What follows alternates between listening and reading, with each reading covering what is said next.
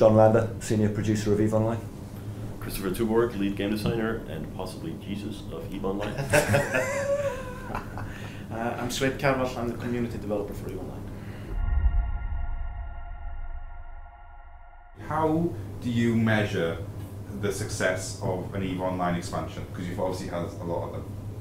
In many different ways. Yeah. I mean, I look at it from a numbers perspective, so let me talk about that, and then you guys can. So, obviously I look at subscriber numbers and revenue and stuff like that. But we've also got some really good metrics from our research and statistics group. So, a great one that we looked at after Crucible was number of PvP kills per 1,000 players per month, and it was dropping and it was dropping and it was dropping, and then we brought Crucible in and it started going up and it started going up and it started going up. So we look for these numbers in terms of the people's participation in different areas. So number of jumps. Yeah, number of jumps, just through systems. So more jumps, more people doing things. Yes. We looked at one thing actually, and it was like, well, at this point, jumps went down. Why did our jumps go down? Oh, that's when we brought in Titan Jump Bridger. So people could. So we were like, okay, so that's had an impact. So we sort of look at all of these things. So yeah, jumps, number of market transactions a day, number of value in trade, number of ships blown up, number of ships produced. Yeah. All of these things which give us some idea of subscriber numbers good. It helps me talk to the CFO and say we made this much money this month. But ultimately, what it comes down to is what's the participation of the players who were in. So monthly active users, number of times, number of minutes logged on per month. Those are all really, really important metrics for us to see: are we doing it right? If not, why not? Whatever. So I look at those things very, very closely, and they've been on a really good trend since Crucible.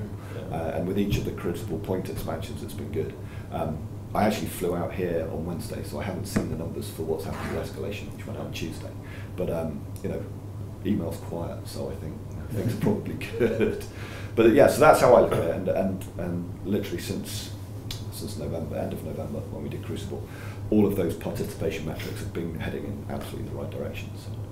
Yeah, I must ask the community guy. I look at the feedback a lot, so I'm engulfed in feedback. So if people are excited and giving us constructive, good feedback instead of being angry, then we're doing the right things. Yeah, and I kind of like both of them. I'm not terribly interested in revenue and how much we're selling, but I do think in terms of your game's health, it's important to see that it grows.